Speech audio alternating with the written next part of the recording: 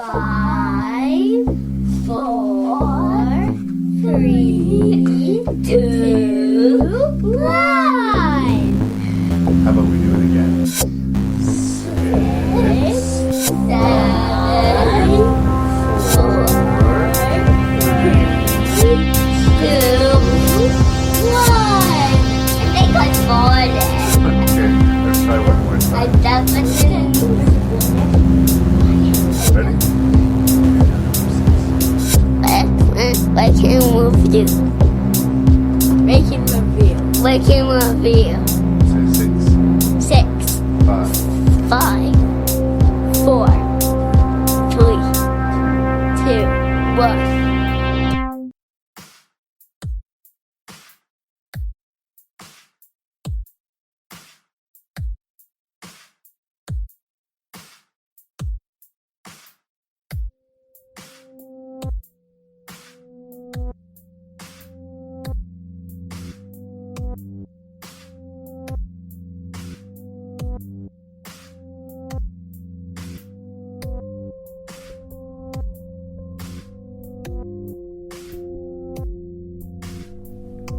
Hello and welcome to another episode of Rank and Review.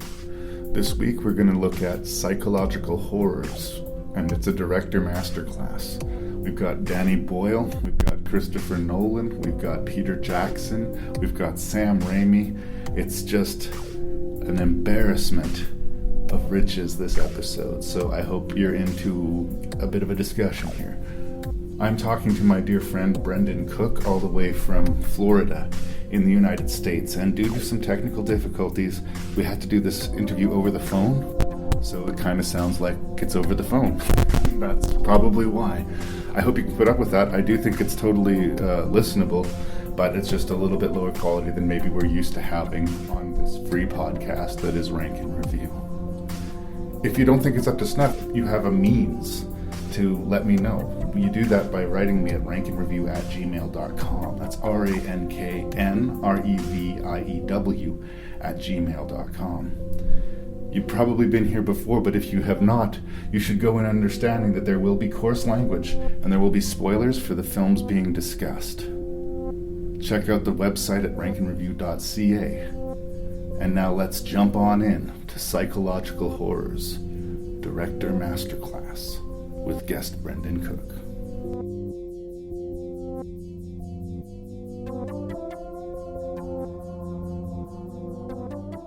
Brendan Cook was talking to me all the way from Florida in the excited states. Brendan, thank you so much for coming back for another episode of Rank and Review. It's my pleasure, Larry. I love to podcast, and I'm glad to be back. And just so your listeners know, it is currently 22 degrees Celsius here in Tampa, Florida. It's currently -5 as we're recording, although it'll be a few weeks before the rest of the world catches up with us. This is your third time on Rank and Review, brother? And that is correct. Yeah, we're going to do some psychological horror, and it's I think a director masterclass. There's a lot of really good filmmakers here, and I think they're taking on the tact of psychological horror, or at least they're thrillers with a substantial psychological bent. What is your opinion on psychological horrors?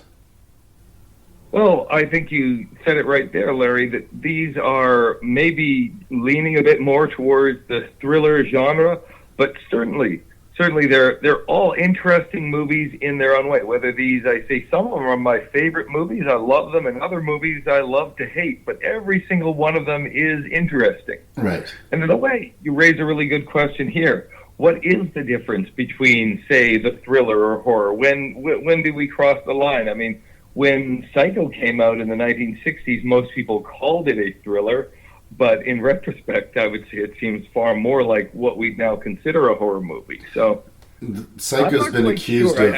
I don't think any of these movies are quite lurid or melodramatic enough to qualify as horror movies in the conventional sense. Psycho kind of got the reputation of being one of the first slasher movies ever made, but I guess that's the price to pay of being a groundbreaking movie. You kind of don't know how you're going to be seen. You're either going to be scoffed at and ignored, or you'll be embraced. But later on, they'll come to see what new ground you've really covered. Did Hitchcock intend to invent slasher movies? I don't know if he'd be grateful for that, but he did, I guess, and to a larger degree. Well, I like that you mentioned Hitchcock here, Larry, because maybe none of these directors is quite on that level, but you certainly have an interesting selection of filmmakers here. Oh, absolutely. Danny Boyle is one of my favorite filmmakers. Even if a movie comes out that makes me question him, usually there's something about it that will grab my attention. I was not into the idea of a sequel to Trainspotting, and that worked way better than it should have. I didn't know this. You didn't know there was a sequel to Trainspotting? I think that may have escaped my notice. Nope, yeah, same writer, same director, 20 years later. And it doesn't suck. Oh, right. It doesn't suck. It's a different movie, but it does not suck. We're going to talk about Christopher Nolan's film Insomnia, which is actually a remake of a Danish movie. Don't get me started, Larry. Don't get me started. Don't get you started. Or you will. We're going to talk about Heavenly Creatures from Peter Jackson. That's one of the first Peter Jackson movies I'd ever seen, and it set the bar pretty high. Absolutely. Really great film. Probably his all-time best. We're going to talk about Sam Raimi's film A Simple Plan, which got an Oscar nomination for Billy Bob Thornton and for Best Adapted Screenplay. We're going to talk about another interesting director. I love Sam Raimi. I love Sam Raimi. He's insane, but that's part of his charm, I think. We're going to talk about The Game from David Fincher. This is another one of the classic Michael Douglas squirms at the end of a hook movies. We're going to talk about... I didn't know it was a genre, Larry. It is. There's so many movies where you're going to find Michael Douglas, like Fatal Attraction or Disclosure, or just a number of movies where he's just squirming, where the audience just has to suffer with him. And this is another one of those. That sounds marvelous. Recently, Matthew and I talked about a Brad Anderson movie that was an adaptation of Edgar Allan Poe. He's also responsible for Session 9, which is one of my favorite horror movies. We're going to talk about his film, The Machinist, which is sadly almost more famous for the emaciation of Christian Bale than it is for the quality of the film itself. And like I said, we're going to start with Trance, the Danny Boyle picture about an art heist that gets increasingly ridiculous. Is there anything you would like to say about the directors, about the theme, about podcasting, about your life? Is there anything you want to get off your chest before we duck into this? Get me right to it, Larry. I'm ready to go. Thank you so much for being here. You're talking to me from a great distance. I appreciate your participation. Let's do it. Where is it? I can't remember. I got hit on the head. That you remember. Have you ever been hypnotized before? Whatever is in his head, she can find. Now, I want you to relax, Simon. Stop. What can you make him do? Anything. All part of your plan. Two of you planning it together. She put that there. It's not real. He wants the painting for himself. I don't believe that. Where is it? Why did you lie to me? The memory is locked in a cage. And with enough force, the lock can be broken. Elizabeth, I have something to tell you. You ready?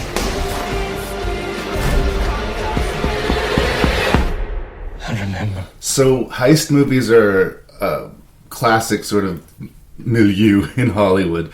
And when I first heard about Trance, I guess I thought that's what we were getting. I thought we were getting a Danny Boyle heist movie. And because of my great fandom of Danny Boyle and because of a not uninteresting cast, I think James McAvoy is very able to salvage pretty rocky screenplays because of his presence and his acting ability. There's interesting people in the movie. There's a really great director behind the scenes. So I guess my opening salvo to you is, why do you think that Trance is my least favorite Danny Boyle movie? Well, Larry, I'd only have to guess why I hate Trance as much as I do. I actually saw it last night to get ready for this podcast, and I mean, Danny Boyle is always an interesting director. I like the pacing of the movie. Right, McAvoy's an interesting actor. I can't say I hated watching the movie, but it's terrible, and I'm sure you understand what I mean.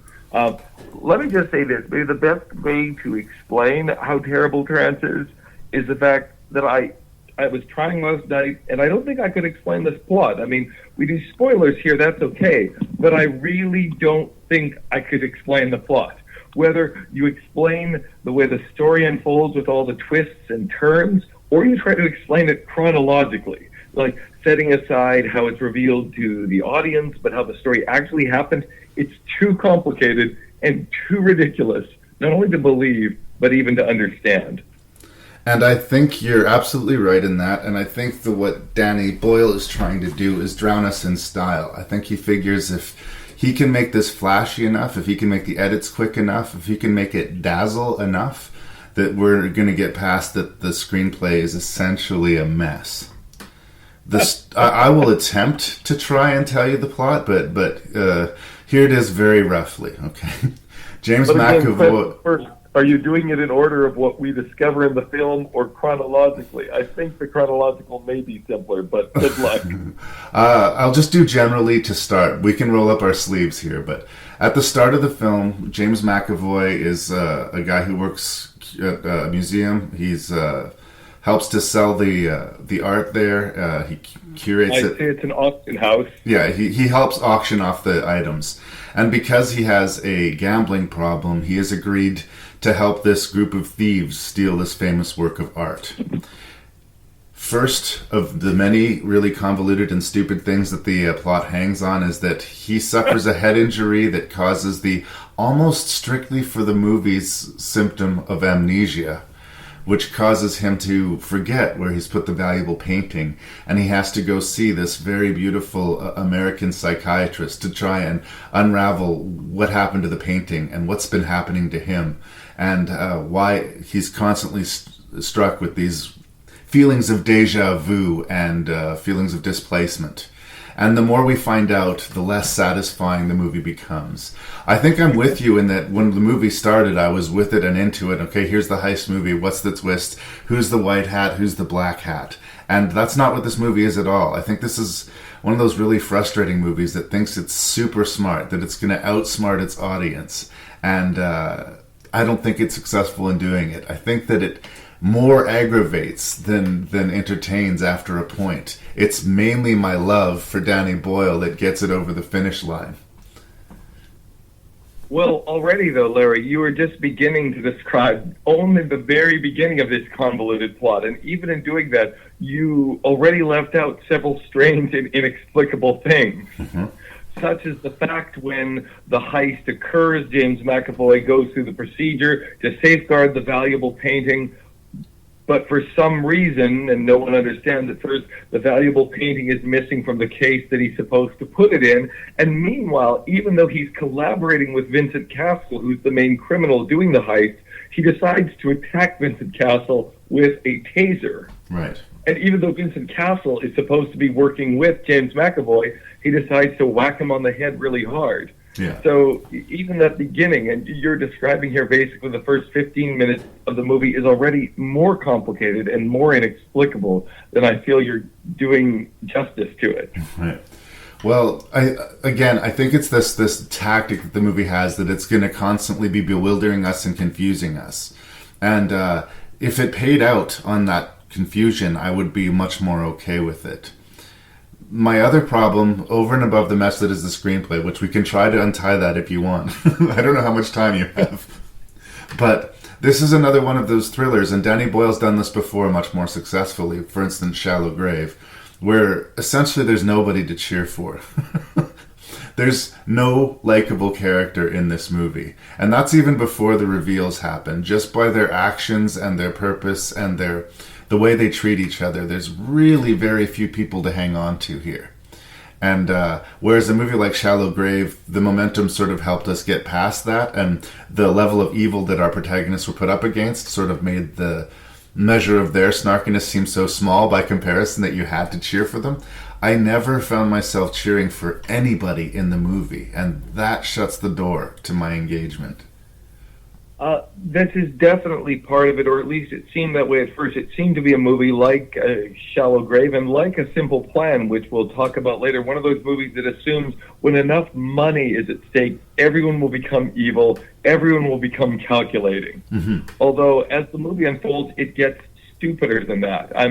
You say you saw a lot of the twists coming. I would say I didn't foresee everything, but it's not to this movie's credit that I didn't foresee everything. Right. Because it's always possible to surprise the viewer with something so stupid you didn't expect it.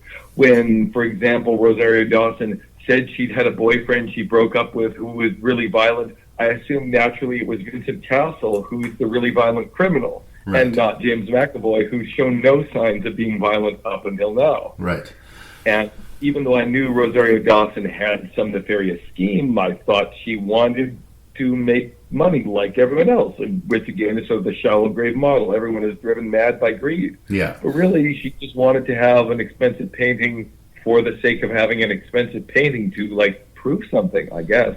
And so, I would also argue over and above that, Brendan, she enjoyed fucking with these guys. I guess so, and that was unpredictable. I thought I saw it coming that, like everyone else, she was in it for the money. Yeah. But the general silliness of this movie was such that I didn't predict or wasn't able to anticipate the ridiculous motivations of the characters. No, she's not a psychiatrist. She's a psychic. She's some kind of witch. She can literally hypnotize you, put you into a trance to make you forget large portions of your life. Which, yes, is what she did with James McAvoy. He'd, in fact, been with her in the past, become obsessed with her, and become such a problem that she'd rooted him away. But that is such a ridiculous thing to drop that it's hard to accept on its face. But I think for me, I guess I should restate, I didn't exactly predict the specific events that were going to take place.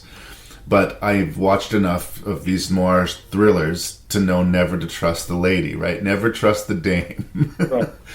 So I kind of knew pretty early, I would say less than halfway through, that neither Vincent Cassel or our main character was going to end up with the prize, that they were likely being manipulated by the puppet master, which was Rosario Dawson. Well, let me just ask you a question, Larry. Let's just forget about explaining the plot because we're never going to be able to. So let me just throw this question at you. So after the heist, yes, James McAvoy is sneaking away with the painting, and he can apparently hide this expensive painting in the back of his shirt, and it'll be fine. Yeah. But leaving that aside, he's running away. He gets hit by a car, and for some reason, the woman in the car, he imagines she's Rosario Dawson, who was his lover, and Rosario Dawson hypnotized him. So he strangles the woman in the car to death and hides her body in a parking garage. Why did the police do not find this woman? Why are they not looking for her? And since James McAvoy is crazy and hypnotized and out of it, why is it not very easy to find her car, find the body?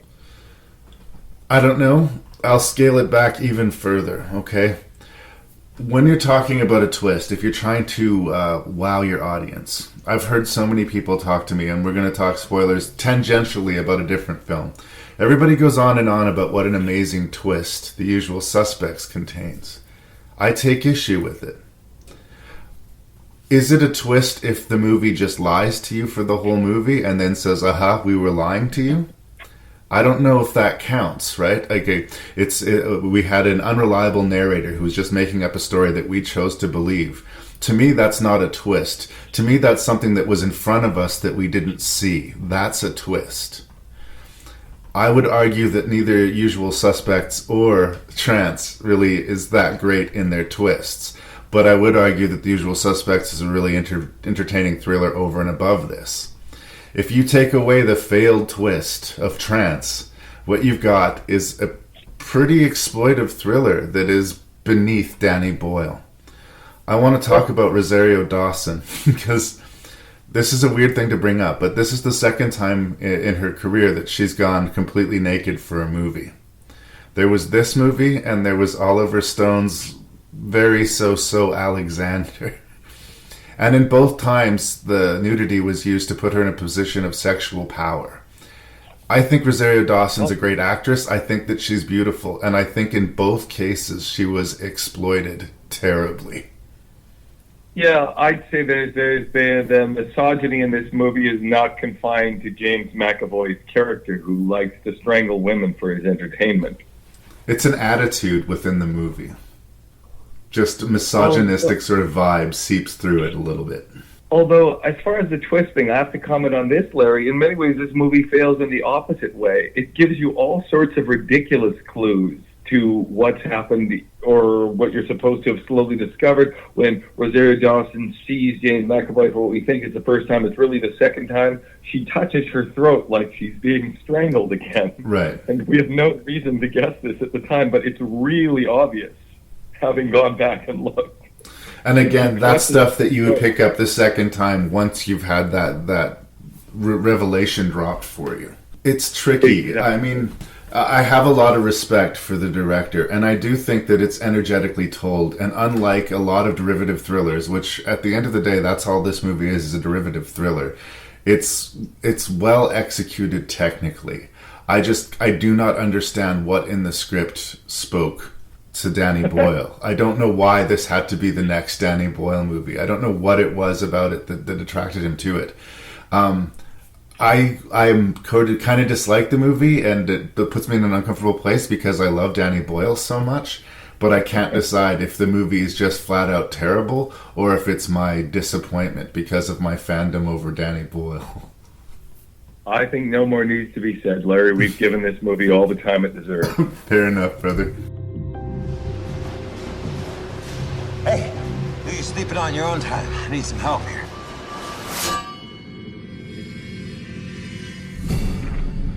Have you noticed anything unusual lately?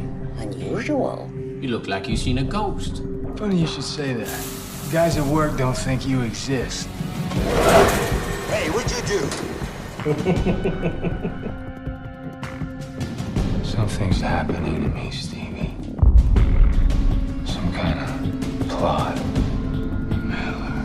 I'm on to you, Miller. You know what revenge means, don't you? You okay? Don't I look okay? If you were any thinner, you wouldn't exist. What's wrong? I don't know. Deja vu. I need to see you now. In case something happens, I need someone to know. Hey! Hey, the breaker! Is someone chasing you? Not yet. But they will when they find out who I am. So 2 of the movies we're going to review actually deal with something that I can speak quite a bit about. Insomnia. Basically, since I was 17 or 18 years old, off and on, I will suffer from insomnia. And it's the worst. It is the worst. I'm really sorry to hear that, Larry. It's a bad one. The first of the 2 movies that we're going to talk about that deals with this, I think does a better job of at least visualizing what the sensation can be. It's called The Machinist. Christian Bale got all sorts of press for this movie, not because of his great performance, although I do think he gives a really strong performance, but because of the absolutely tremendous physical transformation he put himself through. Basically, for a period of almost 4 months, he didn't eat, and he turned himself into this emaciated skeleton in order to play this machinist who works the night shift and who cannot sleep, who is a complete shivering nightmare of an individual who is suffering hallucinations and who is so clearly manic and crazed and depressed and almost dangerous that he basically repels anybody who gets too close to him. So why is he this way? Is he being stalked by some supernatural evil? Is there a plot to drive this man crazy? What has brought him to this terrible state? That's what this 102-minute movie is about. and I'll tip my hand and say I think it's pretty impressive. But I'm here to hear what Brendan has to say. Well, I enjoyed the exchange, Larry, but for me, this is nearly as great a disappointment as Trance was. I admire Danny Boyle, and I really admire Brad Anderson. Like you, I presume, I thought Session 9, his earlier film, was just magnificent. Thought it was a really chilling piece of horror filmmaking. And so maybe I came to this with high expectations, and so this colors my view of The Machinist, but I thought that once again, this was a beautiful film, a stylish film, a well-acted film that is betrayed by a stupid screenplay with an unsatisfying twist. Well, maybe not a ridiculous twist, but it was deeply unsatisfying to me. Okay, well, I guess we're going to just have to disagree on The Machinist. See, for me, I was enjoying the movie, I was liking the movie, but I had this little worm of worry, is that, like, what's the revelation going to be? What's this movie going to turn on? What are we going to learn about this character to justify all of this insanity that we've seen? It would have to be something significant, and in my opinion, I think it paid off. I think that, unlike Trance, I did not roll my eyes and go, Jesus, really? Is that what we're doing now? I was like, no, that would fuck a person up. That would destroy a person psychologically. That could bring someone down to their very lowest point of being a person. And it's an interesting character arc where we see somebody has to come to terms with something that they've done, and where in order to do that, in order to get past it, it involves a bold, I guess, sacrifice on themselves. In his case, our main character presumably is either going to the loony bin or to prison or both for a long time as credits roll. But for him, this is a happy ending. And I didn't find it an unhappy ending as an audience member. So for me, the payoff worked, and that's basically what the movie's sort of loaded towards. So I also think the acting is really strong, frankly. Yeah, just to be clear, so ultimately we learn the real reason Christian Bale can't sleep and is starving to death, and it turns out he's hallucinating all sorts of other crazy things, is that he's haunted with guilt by accidentally killing a little kid. Yeah. And so when he takes responsibility for this, he feels better and he can finally sleep. Yeah. It's not just that he runs over the kid, he runs over the kid and he drives away. It's a hit and run. And he's lived with it for almost a year. That's why he's not sleeping, that's why he can't eat, but he's sunk so low that he's forgotten the why. All he has is the symptoms, he doesn't understand the cause. And this movie is him slowly getting back to the cause and taking steps to do something about it.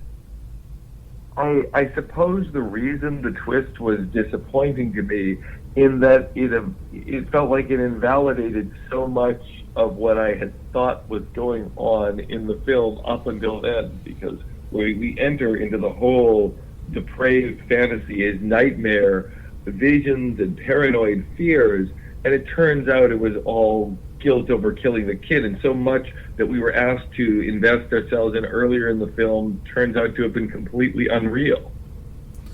And again, I guess you're talking specifically, there's a few people that he seems to be able to talk to.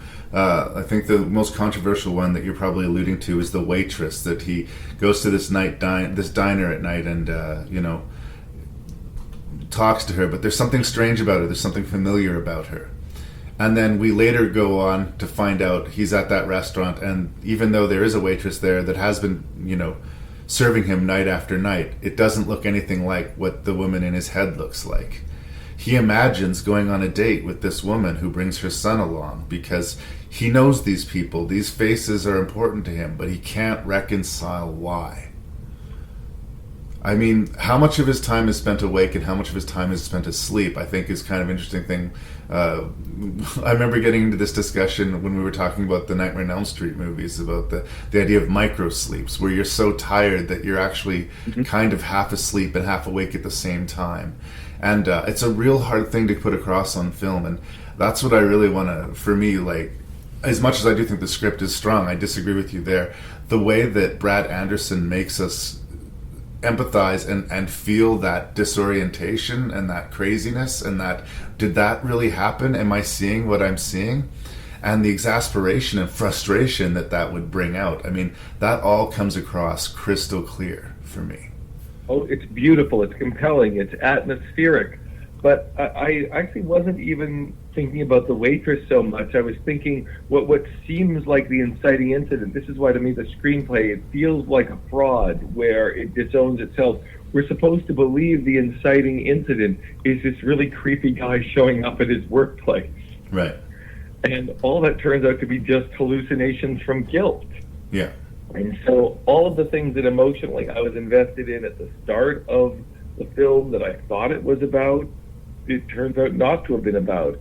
I mean, I guess he's afraid of the police getting him for other reasons. Right. His guilt about law enforcement is connected to what his hit and run accident with the child, but it felt like in the disappointing sense, it was all a dream. Instead of feeling like the earlier events were sort of connected to his ultimate discovery of his guilt, it felt like discovering what really had happened invalidated all that. It just felt like it was imaginary, didn't happen.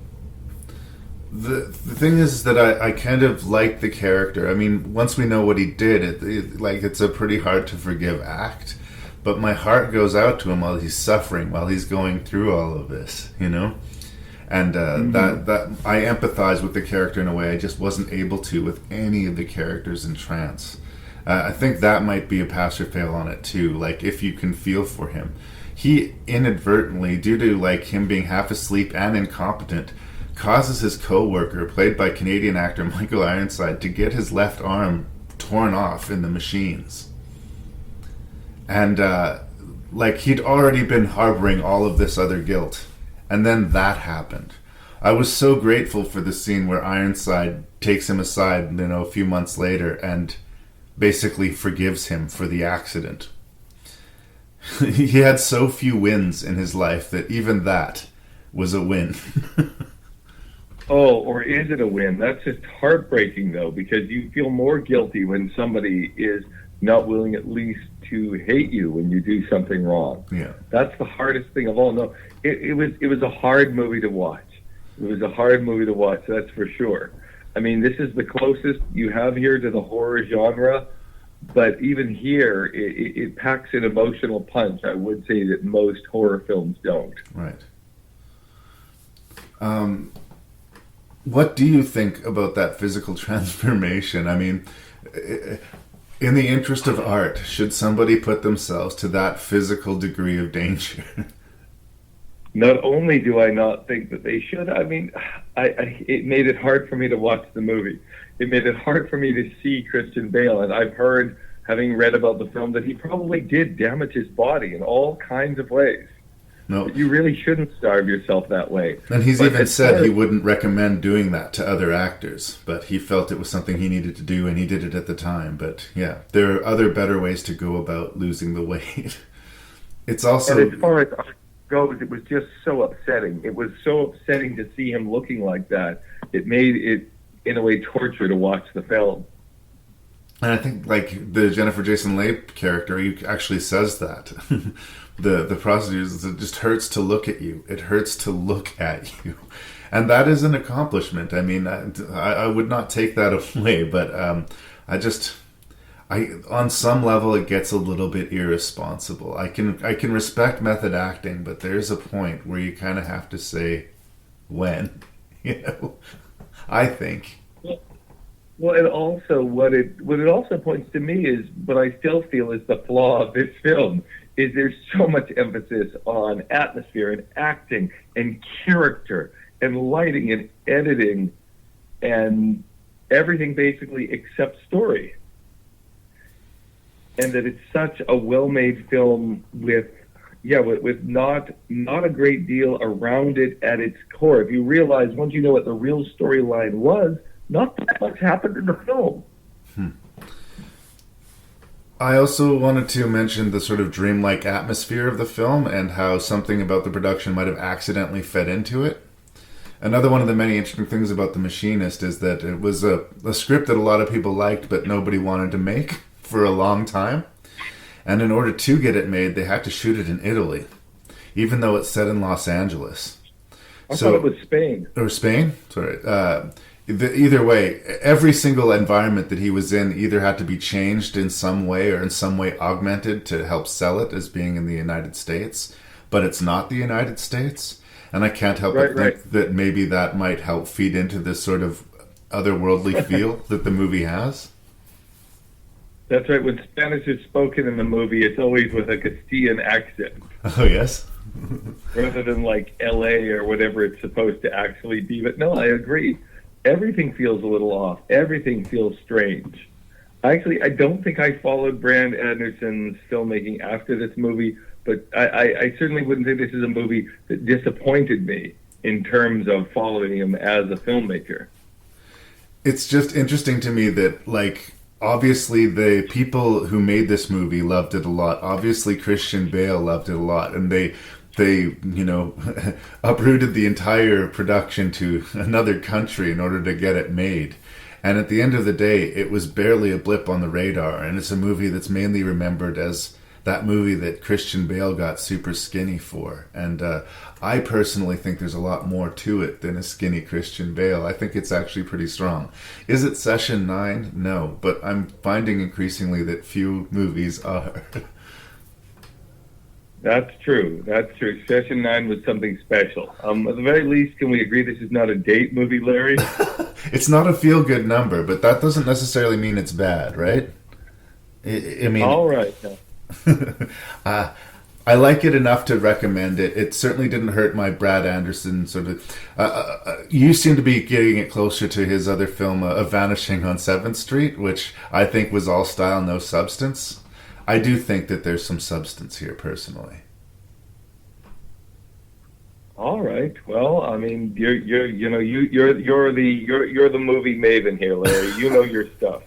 Is there I'll defy your judgment, or I'll give it another shot. How about that? Fair enough. Is there anything else you wanted to say about The Machinist? No, I'm good. Ah, Mr. Van Orton. Have we met? I believe so. Why are you following me?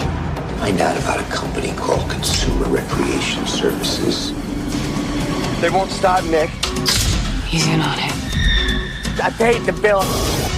I paid him more to make it stop. I need the police. He's gonna break into my house. I need witnesses like a bunch of depraved children. They're trying to kill me. Who's behind this? Who did this to me? Why? This is all the game. Ah! Right now, I am extremely dangerous. You're behind the whole thing, aren't you? No!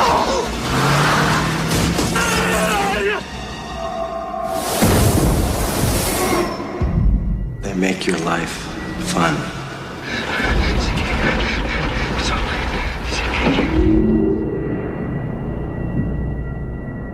So you want to hear an interesting story about the game, Brendan? Oh, I'd love to. Once upon a time, back in the 1900s, Larry went to see the game at the Pacific Cinema in Saskatoon, Saskatchewan, another one of the many theaters that no longer exists. And I was enjoying it. It was a fun thrill ride of a movie. And right at the end, right after the main climax of the movie took place, our main character was walking outside and about to get into a car with another female character. And all of a sudden, the screen snapped black, and the entire theater fell silent. And some wit in the back of the room yelled, "Is this part of the game?" As a result, they had some malfunction took place. Everybody at that screening of the game got free movie passes. I was able to come back a couple weeks later and watch The Edge on the big screen. Because even though it did fail right before the credits were about to fall, I did manage to see all of the game. And I remember when I watched it thinking, I really like that movie, but I bet you it's kind of one of those one-time rides. It's one of those movies that works great once, but it was, once you know the movie, you know the movie. And I'm here to tell you that I was wrong about that, Brendan. because I've probably seen the movie maybe a half a dozen times now, just through circumstance, and it gets better to me almost with each passing viewing. I think the game is a lot stronger than it has any business being, and I'm surprised to hear these words come out of my mouth, but that's how I feel. A rich but ice-cold businessman is given a birthday present by his brother. It is access to this high-end game, which will involve them doing a lot of stress tests on you and psychological tests on you to build a game that you won't even know is happening. As he is told, the object of the game is for him to learn the object of the game. And what starts off kind of interesting and intriguing becomes increasingly sinister, increasingly dangerous, and increasingly seemingly hostile. Now, if you're like me and you have this voice screaming in the back of your head saying, forget it, there's nothing to get worried about, it's all a game, it's all a game, you are both right and wrong at the same time. Brendan, what did you think of the game? Oh, Larry, I'm just a miserable person. I'm a miserable person. I'm incapable of joy, and I ruin my own chance to enjoy a fine film like this. You know, David Fincher is obviously a very talented director. It's great acting here, but one single thing allowed me to ruin the game for myself before I even watched it. What's that? I watched this film. This is the only one of the films, actually, that other than Trance, that I had to watch specifically for this episode of Rank and Review.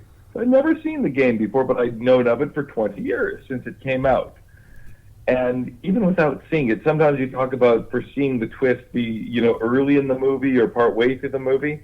Even before I saw the movie, I said, I bet he'll think he's not in the game, but he is in the game.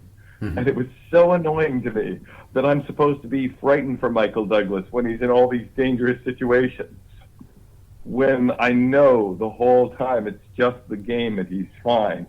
Yeah. Well, that's the thriller that you need to get over, I think, once you get into it. That's the movie that's the one-time ride. And that's a movie that I do think a lot of people will see coming. But I will have to fall back on my... Sorry, say that again, brother? My case, even a zero-time ride. It was just, I couldn't feel the tension. I couldn't empathize with Michael Douglas's rich, out-of-touch asshole. I mean, normally such a person would be very sympathetic, but he's scared in so many of these scenes. And I know it's obviously the game, so it's hard to even get into it the first time for me. Right. Well, I think that, yeah, it's all a game, it's all a manipulation, but I'm going to have to fall back on my tired old argument that it's the journey, not the destination. And for me, the movie is become, with more viewings, less about this game and more about this transformation of this Michael Douglas character. This guy who lives an incredibly rich, comfortable life, who, is obsessed with control and precision, breaking that guy down, breaking him utterly, to a point that when he realizes, when the curtain goes up and he meets the great and powerful Oz, and it is all just an illusion, he's not just relieved that it's an illusion, he's grateful. I think he comes out of it a better person. I know that's an old, tired Hollywood chestnut. There's something haunting about the way the movie opens. It's done as if it's Super 8 film, but it's widescreen. Super 8 tends to shoot in the box. But we see what's an image of a birthday party taking place, and Michael Douglas standing by a very stoic father who seems more interested in smoking his cigarette than the fact that he's being filmed at a birthday party. And it's really efficient in how we understand, or at least I do, where this coldness in Michael Douglas came from, and how this gift from his brother, who has recovered from drugs, had his own hill to climb to sort of become a complete person, gives this gift to his brother in order to, in a way, free him, to make him become a more complete person. And for me, it's the journey from that cold lizard to a real human being that makes the movie work, not what's this masked manipulation going on, and how can this possibly make sense? If you want to pull the strings on the movie, that'll hurt you, because there's a line that's thrown away at the end of the movie that's supposed to be funny, but I think is completely valid. where Sean Penn, his little brother, says, that was your birthday present, and Michael Douglas offers to pay for half of it. Then this relief falls over Sean Penn's face, because when he shows him the bill, he's like, holy shit. They would have had to have spent millions of dollars to manipulate him in this way. Like, it's that part of it is less credible, but the emotional and the character journey, I think, makes this movie worthwhile. Well, if I were more of a complete person, maybe I would feel that way. But the truth is, I'm prejudiced against Michael Douglas's character from the start. He's a rich, controlling asshole. Yep. That's certainly who he is at the start of the movie, and I have trouble putting that aside or maybe believing that him being scared in this game would make him a better person. I'm maybe most bothered when I think of the movie basically as a story about a rich person who has everything, does an exciting and very expensive game to make him feel better about himself. I mean, it's not exactly a Christmas Carol here. He doesn't learn to have compassion that he didn't have for the suffering poor of the world. He learns to live, whatever that means. Well, he just so has... I hate him anyway, and that's probably on me. Yeah. He has no emotional core, it seems. There's just... everything is held in. And you see him at the beginning of the movie, you know, if he gets ink on his on his dress shirt, you know, that wrecks his whole fucking day, right? He's very short with people who work for him. Well, but, right. It seems to me then like another case of some rich asshole saying, well, I used to be uptight, but I got to play the game, and now I feel better. I mean, this is like him being able to do an expensive spa that you or I could never afford, Larry. He had the game inflicted upon him, and it was some tough love. Because even if you don't like this character, even if you still see him as like the Wall Street image of greed, which he has a hard time shaking, when he gets to his lowest point and he's in that diner, like wearing borrowed clothes and begging for a ride back home, and he is completely humbled, I picture him, if he was the old Michael Douglas character at the beginning of the movie, if he was a patron in that restaurant, not only would he not listen to the man who came in begging for a ride, he would be vaguely disgusted by him. And the only way for him to not be vaguely disgusted by that guy is to walk a mile in that guy's shoes. And he suffers. He doesn't get out of this scot-free. I guess I can see what you're saying in that, like, you resent the Scrooge angle, that this guy was rich and miserable, and now he'll be rich and happy thanks to some amazing intervention, right? Yeah, the game didn't make him a better person. It made him more relaxed, more chill. It's like he's able to afford, like you and I will never be able to afford to take 6 months off work where we go hiking in Peru or something like that. Right. Well, it may be harsh, but it's unfortunate that you fought the character in that way. I mean, I guess I went with it because I liked it. I'll go with you some of the stuff that I do think is ridiculous, which is sort of the scale of the game. I think that they could have played that back a little bit. When he gets put in the back of a ambulance and driven to what looks like the base of a hospital, and then all of a sudden it all empties out. It was all artifice. There were hundreds of extras. There was a guy who, you know, allowed medical procedures to be operated upon him, all just as a show for Michael Douglas. That's not super credible. The way that they set it up for when he finally fights his way, quote, back to the game, and he keeps on passing people that he's seen before. I know it's supposed to be done as a revelation, but I think that I would have preferred that we know the game was doing this intentionally, so that it would just kept on feeding the illusion for him. He believed that it was a scam. He believed he was being stolen from, and that these were all part of that operation. And it's a little bit too big to make 100% sense, but I never threw up my hands and said the hell with it. You know, I went with it. Well, maybe I'm just viewing this in the entirely the wrong way, Larry. But I threw up my hands and said to hell with this all the time. So again, this is supposed to be done for his benefit. This is a company, and the business model is already questionable when you realize the cost of putting on the game. But I'm thinking of the time when he's in the taxi and he's locked inside the taxi, and the taxi driver drives the taxi really fast towards the water and then leaps out of the moving car. And first of all, the risk to the taxi driver is one thing, because he's jumping out of the moving car into traffic. But then he shoots Michael Douglas in the car, he shoots into the water, and the car is submerged in the water. Yeah. Now we hear there later that there were divers all around him to be sure he was okay. But really?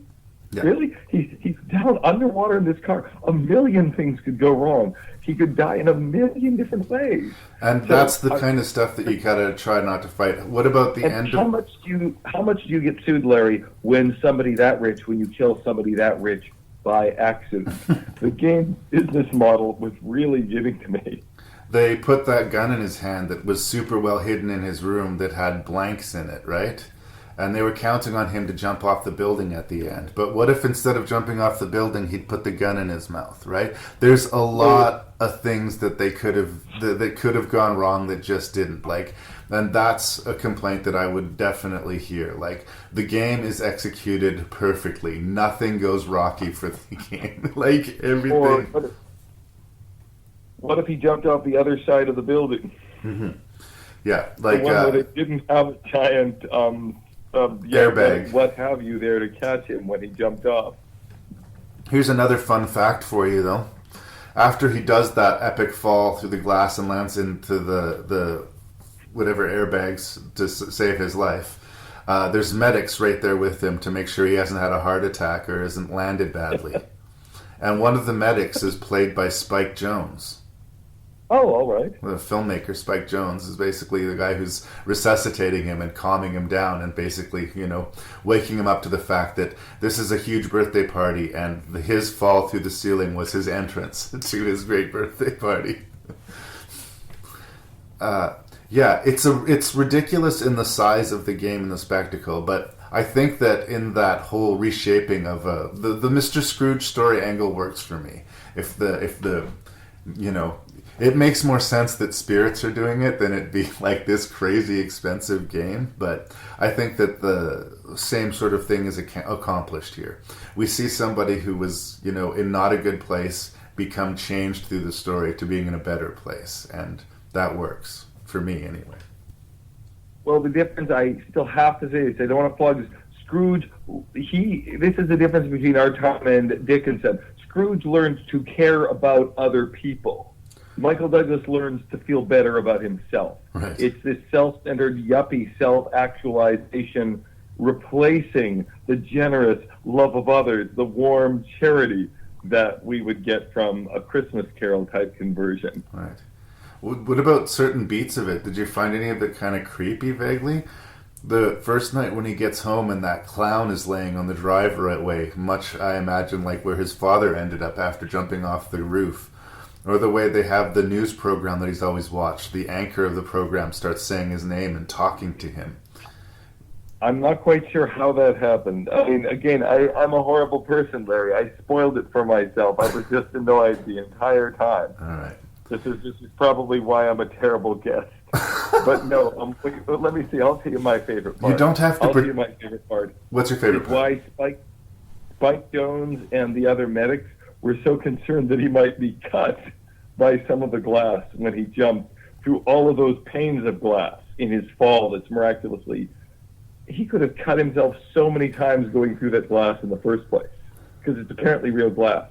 He's already cut up. He's already injured. He's been buried alive, and now they're worried about shards cutting his face.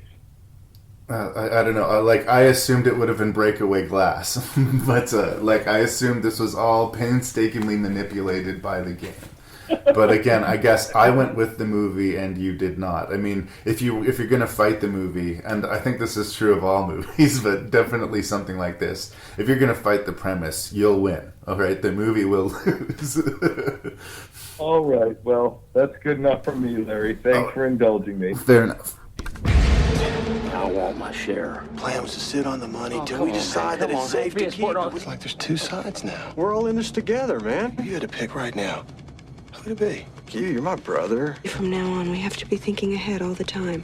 To someone who's been properly trained, there are many ways to detect a liar. You're just a normal guy, a nice, sweet, normal guy. They're gonna know! No, they won't. You think you can take us out there? Can you tell us what this is all about? Looking for a plane?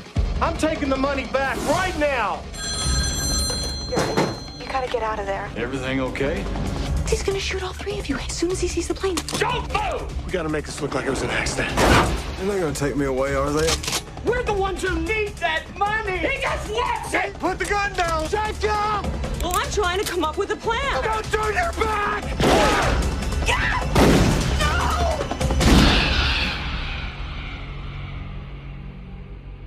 Hank, do you ever feel evil? I do. So a Simple Plan had been kicking around for a while. A lot of different directors had come and been attached and walked away from it. John Boorman at one point, Ben Stiller at one point, if you can believe that. But fate dictated that it land in the hands of Sam Raimi.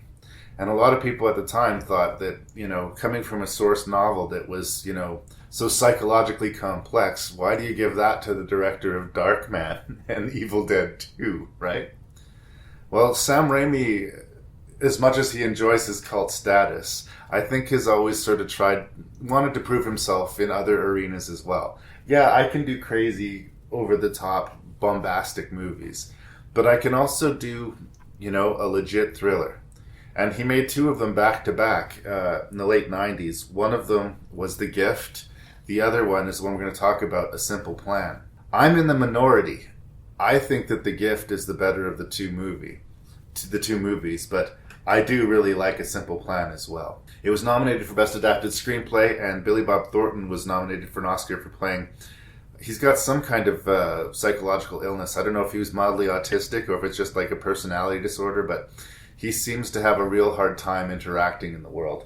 He and his brother, played by Bill Paxton, and their friend are out chasing fox in this winter wonderland when they stumble upon a plane crash. And in that plane, they find a bag with over $4 million in it. And they decide to keep it, and that decision destroys their lives. That's basically the movie. What do you think of A Simple Plan? I say that I'm not sure if this is what the production company was thinking, the producers were thinking in attaching Sam Raimi to this film, but this is a story that already sounds reminiscent of the Coen brothers even before you add the fact that it's set in rural Minnesota. Right. And so casting a director who's a longtime friend and collaborator of the Coen brothers is an interesting choice. And I think that Sam Raimi really elevates this material because, I'm not sure about the source novel, but the screenplay seems pretty silly to me. But Sam Raimi has fun with it, and it's a silly movie, but it's a fun movie. It's entertaining. Although I agree with you, Larry, I like The Gift even more. That was quite an astounding film that Sam Raimi pulled off. This one is a lot of fun to watch every time I've seen it. I think what we have here is that the actors conquered that screenplay. For me, it's such a familiar premise in that, like, I go into it not expecting any good to come of this money. I go into expecting their friendships to be destroyed, expecting for betrayal and death to fall through, right? There's a laid out map to this type of story. Yeah. I think what makes it work is that, unlike Trance we were talking about, I somehow managed to kind of like these characters. And that's no small feat, because they start doing increasingly terrible things. But there's something about the late great Bill Paxton that he somehow manages to stay at least minimally sympathetic throughout the movie. And that was the main difference to me, because there was a point where it went too far, and it's pretty early in the movie. But once he's made that sacrifice, once he's smothered a guy to keep this secret, once you make that step, that leads to another step, which leads to another step, which leads to your damnation, right? So yeah, you're quite right, Larry. This is the director's real triumph there, because I even felt sympathy for Billy Bob Thornton's character, who is inexplicably awful throughout the movie if you actually break down what he does. But thanks to his performance and the way that Sam Raimi puts that out of him, I don't feel surrounded by awful people that I hate. Yeah. The decisions, I guess, however full of folly they may or may not be, seem to make sense within the given scene, I guess. Bill Paxton, this is just a little nerdy note on Bill Paxton, but he was killed by a Terminator, a Predator, and an alien. All right. Fact. So, this is he doesn't die in this film, but I mean, I know his career was cut short. He died tragically just a couple of years ago, but with that accomplishment, being involved in those 3 franchises, like, that dude is immortal. So, he doesn't usually headline a movie. He's almost always a supporting player, and it was kind of nice to see him. It was kind of nice to see him run the ship here, and he does a good job. Like I said, another actor, and if I don't feel sympathy for these brothers, this movie sucks, frankly. Like, then I become sort of your review of the game, where I'm just like, why do I care if something bad happens to these guys, right? I find that I even enjoy the minor characters. I even enjoy I like Bill Paxton and Billy Bob Thornton's loser friend as well, actually. Right. There's no reason we should. I find that even the minor characters, even the sort of loser redneck friend of Bill Paxton and Billy Bob Thornton, comes off as very likable in the film as well.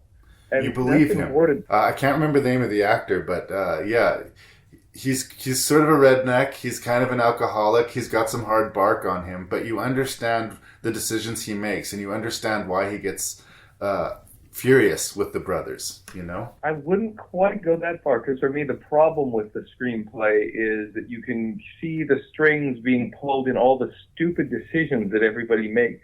At every turn, whether it's Billy Bob Thornton inexplicitly deciding to murder someone who seems a little bit suspicious of them, all the way along, you feel like they're doing this because it has to be that kind of movie. They're doing this because it's one of these movies where dark deed piles upon dark deed to a terrifying conclusion.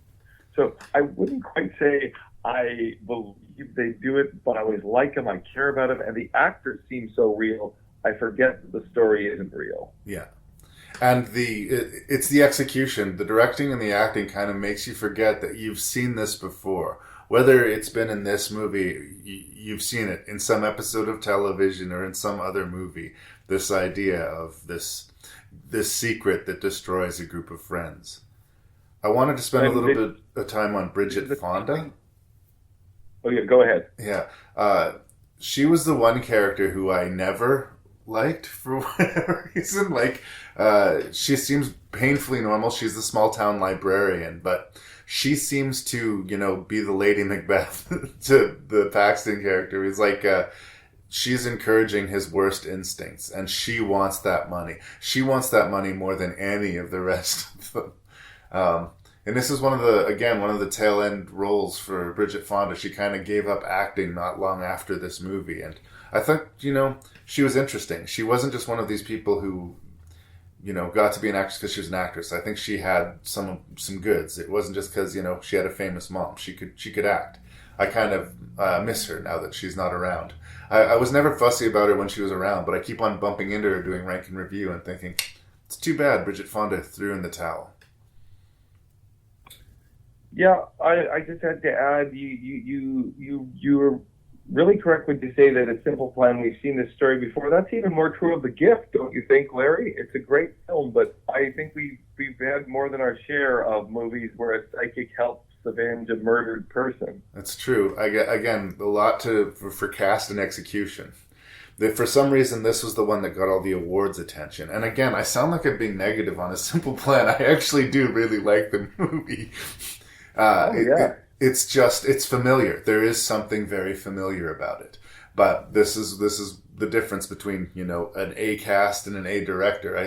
If Ben Stiller directed it and he cast Jack Black, who knows? Maybe it would have been a debacle, or maybe it would have been a hilarious comedy all of a sudden, That's right. I've seen this film, I think, 3 times now, and I enjoy it every time. I care about the characters every time.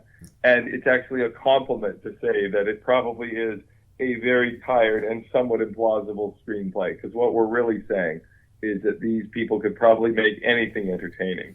Well, I mean, Billy Bob's been in bad movies. Sam Raimi's not everything he's made is amazing, But it's interesting in that, like, it's not over the top at all. In fact, if anything, it's restrained.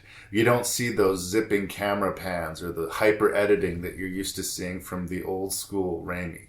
He's very interested in telling this story in as composed and deliberate way as possible.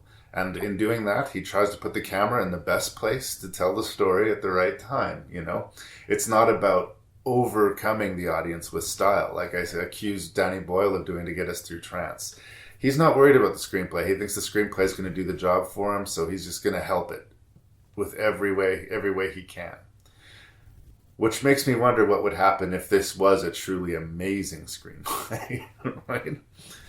Then you might have had the Maltese Fox or the Maltese Falcon or the Treasure of the Sierra Madre or something like that, you know?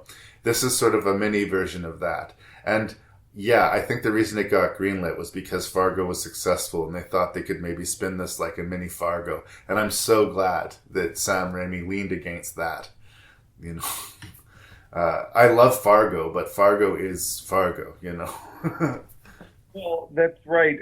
I agree that all of these actors, this director, they can all they can all perform badly as easily as perform well. But on this particular movie, they brought their A game.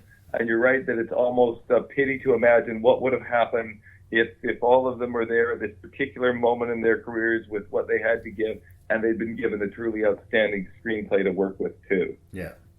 And you know the movie's working when sort of peripheral characters, they matter to you all of a sudden. When that sheriff who seems a little bit nosier than he needs to be and a little bit, there's just something off about him, like he seems to stress out our characters. When he walks with that phony FBI agent towards the plane and you know this guy's life is winding down, you feel for him. You're like, that sucks.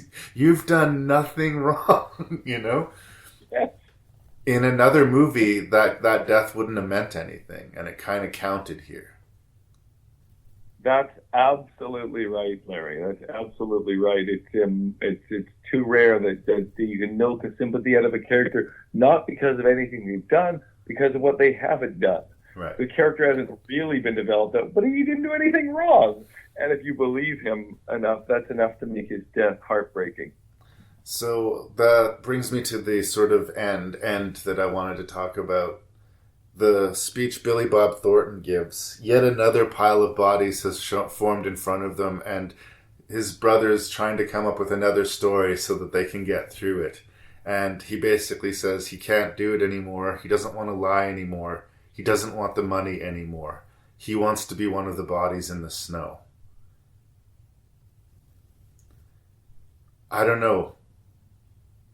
I think that was the hardest sell of the whole movie. Billy Bob Thornton is a great actor and he helped to sell it, but both his speech and his brother's response to it I found difficult to accept. Well, I would actually say that it's the unmotivated killing earlier on, which was the strangest thing he did. If I'd murdered somebody the way he did, if I'd done all the strange and inexplicable things he did up to that point, I'd feel pretty bad about myself too. What's your problem with it, Larry? Just at this point, as far as he knows, we're going to have that other thing where they find out some of the bills have actually had the serial numbers taken from them, so he can't spend the money without being caught. Right. At this point, they could go home and, as far as he knows, keep the money. All he has to do is keep his brother's mouth shut. And the one true thing that we've known that, like, about the Bill Paxton character throughout the movie, no matter how shitty he's become, is that he protects and loves his brother. And he shoots his brother dead. No, I thought you were talking about Billy Bob Thornton wanting to die. Yeah, that speech. I mean, it's motivated, but him pulling the trigger on it, him, like, not just saying, look, you feel that way now, but you won't feel that way a few days from now. The fact that he does it, it didn't seem in keeping with the character that we'd established, or else it suggested that he actually was much more evil than his countenance was portrayed. No, I understand what you're saying there, Larry. This is what I was referring to earlier with Trance when I said that it's one of these movies that assumes that once enough money is at stake, people have no moral bottom. Yeah, I just Same thing didn't with believe Chef he'd shoot his Brady. brother. I guess when it comes down to it, I didn't believe he'd shoot his brother. I might believe his brother would shoot himself, or like put himself in a position where he gets killed in order to do with it. But I didn't, for some reason that didn't sit well with me. I don't think it's supposed to sit well with you. But at the end, as he's burning that money in the fireplace and his wife is screaming, for some reason, like, maybe it's just because I love Bill Paxton. I just still felt for Bill Paxton. And by that point, there was no reason for me to feel for Bill Paxton anymore. In fact, it should be a happy ending. You know, like, yeah, don't kill people. That's bad. You're supposed to be happy because an evil man has received his just desserts. But Yeah. no, well, that's why the movie works, though, because all the way through, I still want Bill Paxton to be able to get the money and spend it. Yeah, and that's So the essential for making it work, I think, is that we have to want them to get the money too. I think everybody has that dream about how it would be awesome to find a big bag of money somewhere.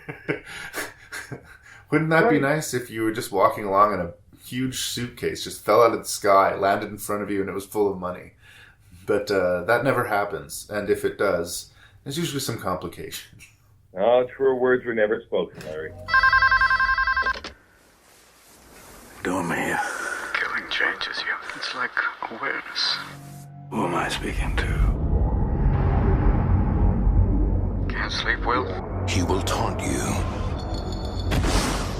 You and I share a secret. We know how easy it is to kill somebody. He will torment you. Can't be easy after 3 days of no sleep. Are you seeing things yet? And those little tricks of light. He will get inside your head. There's a ferry about 5 miles north of Nightmute. I'll be on 11 o'clock. I have great respect for your profession, but the situation isn't yours to control, Will.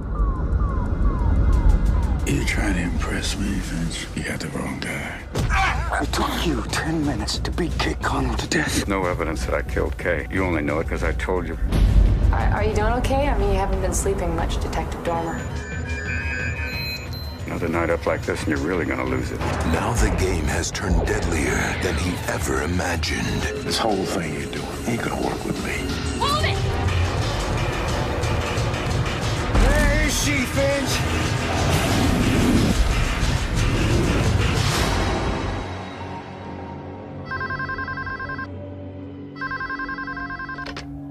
Don't worry, Will. You can sleep when you're dead. Like so many American thrillers that are set in Alaska, this movie was shot in Canada. It's cheaper. It's better. Christopher Nolan decided he was going to do a remake. Norwegian film. Thank you. Called Insomnia. A film about a Swedish police officer. That's right. It's about a murder case in a small town in Alaska that they inexplicably call in some Los Angeles police officers to help deal with the case. They're not used to cases of this severity, I guess. But why it would be... Well, I guess the guy knew... One of the characters knew Al Pacino in some related way. Anyway, Al Pacino and his partner show up in this Alaskan town that... it's the part of the year where the sun barely sets. It's basically light all day long. Al Pacino's character has all of these internal affairs investigations brewing on him, and he and his partner have tension between him because his partner has agreed to testify against him in the investigation. So there's a lot of character setup getting into this. And what you think you're getting with Insomnia is your sort of classic serial killer, let's find the ingenious psychopath movie. But the movie is much more about the main character that Al Pacino plays. And the producer of the movie, Steven Soderbergh, said it's less of a whodunit than a whydunit. We know that Al Pacino accidentally shoots his partner, but Sully comes to believe that he did it on purpose. But we have to sort of find out why. We know that the Robin Williams characters killed this girl, but we have to slowly find out why. And the two characters become sort of strangely reliant on each other. They are, as every cliched cop movie would say, two sides of the same coin. And that's the good and bad about Insomnia to me. I think it's a movie full of great acting and great scenes, but just adds up to an okay movie. I know that doesn't sound like it makes sense, but that's where I begin with Insomnia. Well, yeah, this is a hard movie to review because I don't think it's a terrible movie. There's a lot going for it, as you say, and I always just imagine this being bookended between the tremendous Memento, Christopher Nolan's tremendous Memento, and the Dark Knight trilogy on the other side, both of which I love. So I don't really want to criticize Insomnia, but at the same time, it really suffers in comparison from the Norwegian film from which it was adapted. That original Norwegian Insomnia is such a marvelous film. And even apart from that, Christopher Nolan's adaptation, that's where my rant has to come in. Christopher Nolan's adaptation exemplifies everything that is wrong with how Americans adapt popular culture from other countries. You're going to have to help me with this because I think I saw the original, but like in 1997, like years ago. As far as I remember it, the events of the movie were closer, but the cop character was much darker. Well, yeah, here's the basic problem, Larry, and you see it too if you just compare the American office to the British office, or the many failed attempts to adapt Fawlty Towers for American television, is that there's a fear in American pop culture of making the central character not likable. The plot of the two films at first is very similar, but they diverge, the Norwegian and American versions, based on the fear in the Christopher Nolan production that we're not going to like the main character. I mean, it can be a simple thing. In both cases, the detective is trying to fake the firing of a gun. So in the American version, Al Pacino goes into an alleyway, he finds a dead dog and shoots the dead dog, so then, the bullet's gone through flesh and he can fake his forensic evidence. In the Norwegian version, he shoots a living dog. Right. In the American version, a high school student young woman starts coming on to Al Pacino's cop character, and he wants nothing to do with it. In the Norwegian version, he puts his hand up her skirt. So the cop's just a lot sleazier. Yeah. Catherine Isabelle played that part in this American version. She's a great Canadian actress. She's very strong in the role. She held her own against Pacino for sure. Absolutely. But the problem is that as the story goes on, the fact that they want to make the cop played by Al Pacino in the American version more likable and upstanding actually does lead to major changes in the storyline. In the Norwegian one, he really does cooperate with the killer in a way that he never does in the American version. Right. He does become an unwitting pawn of the killer. In the American version, Al Pacino really doesn't go along with Robin Williams, doesn't help him, and saves Hilary Swank from him. His female cop partner becomes the damsel in distress. Right. In the Norwegian version, the female cop partner figures out, she manages to solve the crime despite the incompetence and corruption of her partner, and the film ends not with her being rescued by him, but her saying to him, I know what you did, and he just has to live with his feeling of shame at what a horrible person he is. Hilary Swank's character was interesting to me too. She was both competent enough that made me wonder, like, why did they need the help from an outside agency? And she was also constantly so always right and on the ball. Like, I don't know. I found it less credible. Like, she was following the cues from the screenplay more than common sense. I don't think that the cop knee-jerk reaction to things is that it was usually a police shooting. The cops usually believe the bad guy shot the cops. That's their default position. Right, her character... Right. Al Pacino's partner gets killed in the mist. That's right. What I liked about how they played it there, I think that they made a real point in showing us that it was an accidental shooting. We see that, but the Al Pacino character doubts it. I thought that was really strong. When he's asked towards the end of the movie about the shooting, he says he doesn't know anymore if it was an accident.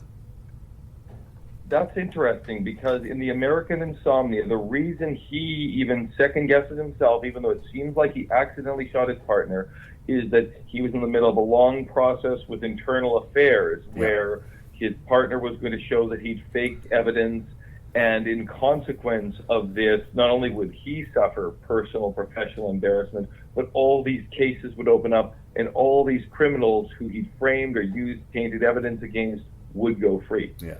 And it goes back to sort of the Cape Fear thing, and that, like, he was like, this guy was a pedophile or a rapist, and he was going to get away if we didn't find some evidence, and I knew he was guilty, right?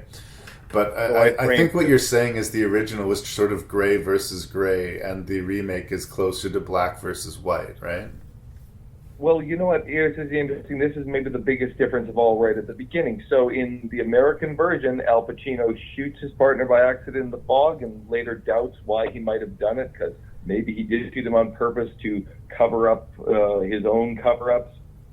In the Norwegian version, there's actually no doubt about why he did it. Well, it was an accident shooting his partner, and he doesn't tell anyone because he was embarrassed. Right. It's once innocent and deeply pathetic. It actually culminates in a story where he's talking to the sympathetic hotel owner, the Swedish cop up in the north of Norway, where he talks about when he was 7 years old, his twin brother died. He got sick, he died, and he just kept lying to the kids about how his brother was off on some vacation somewhere. And the lie grew more and more ridiculous from year to year, and the longer it went on, the harder it was to break it. And basically, that's all that's going on with his having shot his partner. He just can't admit it, and the longer he can't admit that he accidentally shot his partner, the more he has to make up a ridiculous chain of evidence, the more he has to let the killer blackmail him. And so there's a far cry from Al Pacino, who's given a really solid sort of moral reason that he might have wanted to kill a partner. Al Pacino is conflicted, he's torn, whereas the original cop character is just pathetic. Right.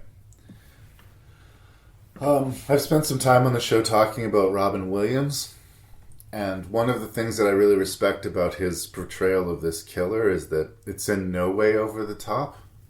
It's not what you imagine when you close your eyes and picture Robin Williams playing a psycho killer. In fact, I think his normalcy is what makes the performance kind of creepy. There's a matter of factness about him.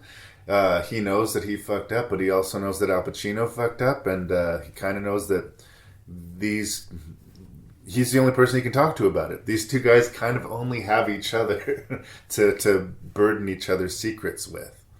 But he doesn't twirl his mustache. He's not even sort of bringing the silent menace of like Kevin Spacey in Seven.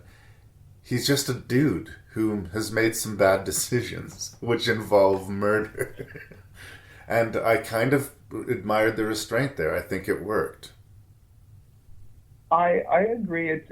I would say he lays on the creepy a little thick. I'm in 2/3 agreement with you. There isn't mustache twirling. There isn't menace, but he gets a little excited talking about his exploits. He seems creepier than a regular guy to me. Right. But I guess he's playing it normal. He may not feel villainous. Put it this way: he doesn't feel evil, but he does feel kind of yucky. Yeah. There's a matter of factness to him. Like, again, most people don't think of themselves as evil people, even if they're doing evil deeds, right? So he just sort of thinks of himself as kind of a guy with some issues, you know? I don't know. I thought it was an interesting take. I'm going to put it, Larry. I also had to talk about the Insomnia thing again, because Al Pacino's character is getting progressively more and more exhausted through the movie, where, again, much like in The Machinist, some of the stuff he sees you start to question. He starts seeing his partner showing up in places, and he almost drives his car off of the road. And it gets to the point where at the end of the movie, when it really looks like he's succumbing to a mortal gunshot wound, he doesn't mind so much. As long as he can sleep, as long as he can close his eyes, this will be a win. And there's something about working on that ragged edge, and maybe that's me because I've spent a lot of time there. I kind of appreciate them trying to bring that across. I think that The Machinist maybe did a better job of visualizing it, but it definitely comes through on Al Pacino's character that he is at the ragged end. Yeah, it certainly, his performance is very good. I wouldn't give Christopher Nolan as much credit. I think his main device is simply to rely on the fade to white. Yeah. and then the odd hallucination. It's not the sort of tour de force Brad Anderson gave us, just giving that sense of not knowing whether you're asleep or awake. Right. Yeah, I guess it's a very conventional film in many ways compared to what we see with Christopher Nolan before and afterwards.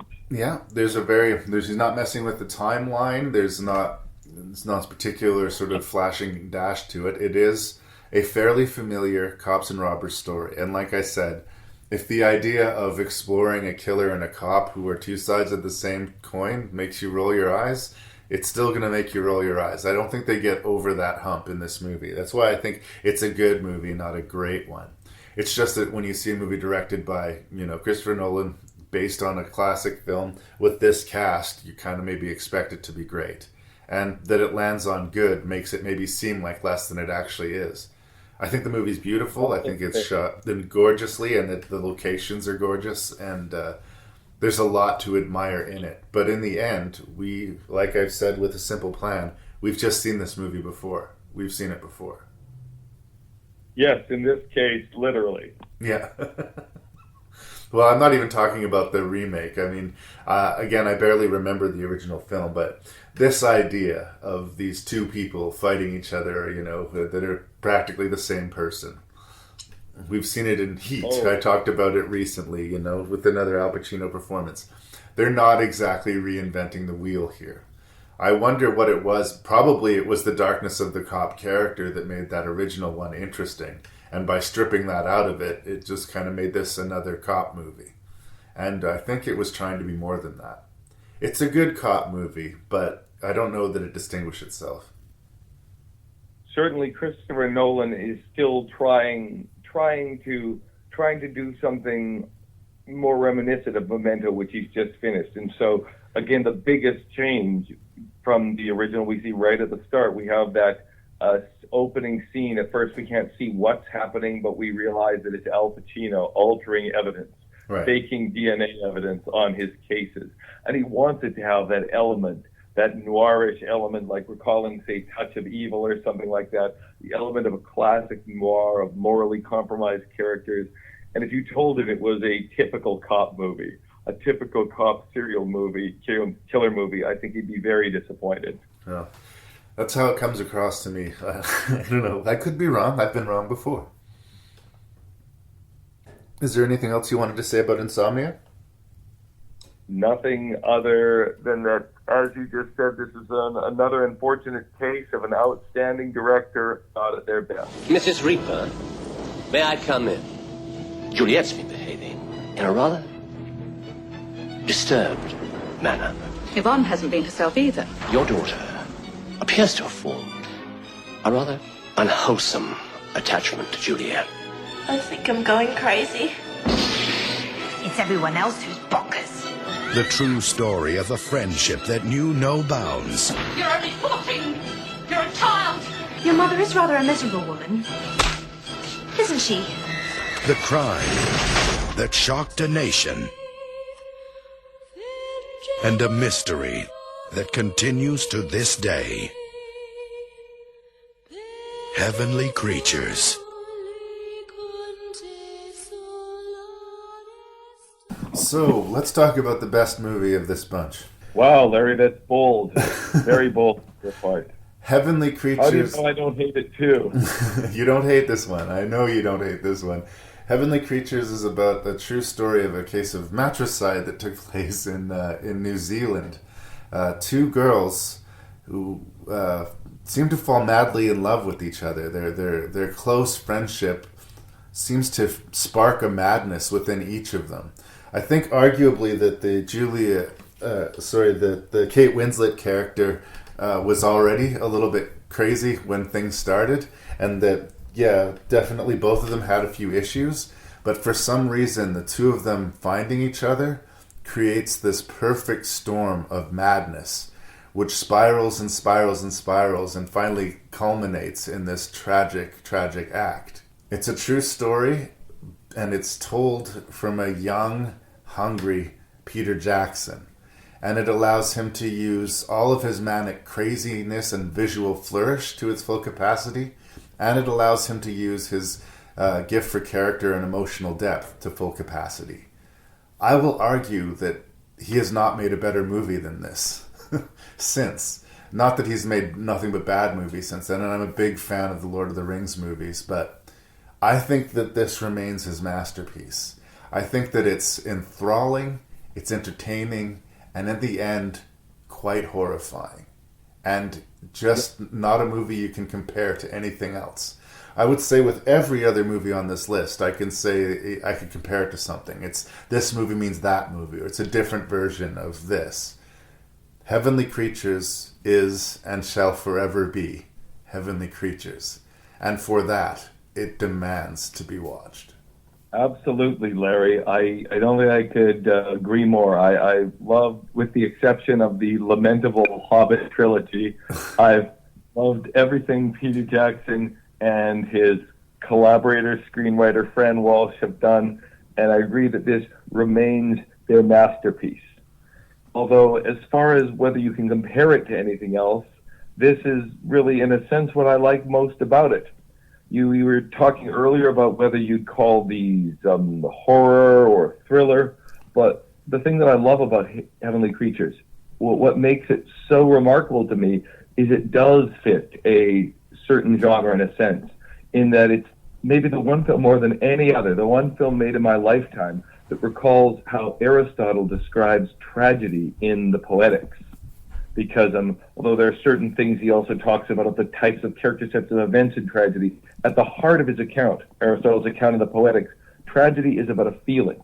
He says it's a feeling of a mixture of pity and horror. I think you used the word horror a moment ago, right, Larry? Yeah. You said this film is horrifying at the end. Absolutely. And anything that, yeah, absolutely horrifying ending. And anything that you can make you feel horror mingled with pity at the same time, this remarkable blend of emotions, has got to be something really special. And that's what Heavenly Creatures does for me. Yeah. Well, and it is such the accomplishment of the movie that we understand everybody's perspective so perfectly. When we get to that ending sequence and the two girls are walking down that path with the one girl's mother, and we know where this is leading. And we know, like, the mother's happy. She feels like things are getting better and she's in a good place. And we know that the Kate Winslet character is absolutely terrified but committed. And we know that the Melanie Lynskey character is almost enthusiastic in her position about this murder. And watching it all play out is this waking nightmare. And we've seen it. We've taken an hour and a half of the movie to get to this point. We've seen them go from being giddy girls who maybe outsiders at school, but find each other, who have rich imaginations.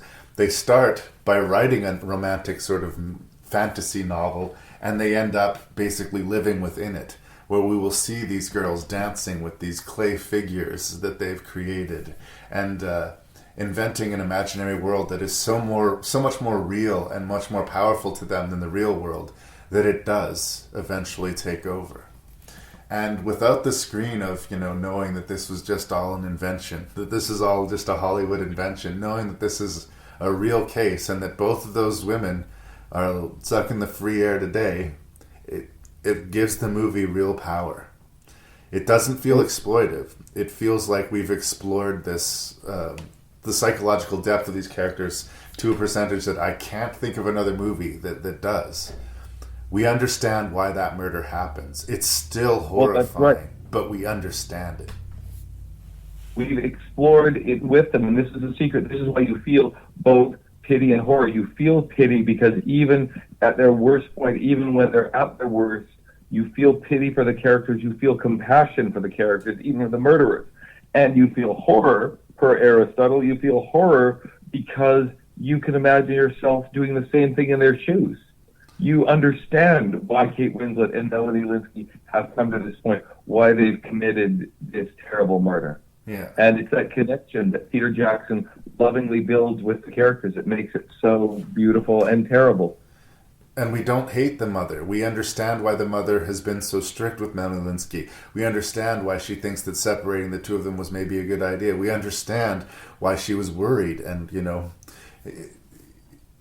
when her daughter asks her to go for this walk and is unaccustomedly polite and nice to her, you can see it warms her heart. It feels like, okay, maybe I haven't lost my relationship with my daughter, and maybe things are going to be okay. And no, a few minutes from now, your daughter's going to bludgeon you to death with a brick. It's brutal.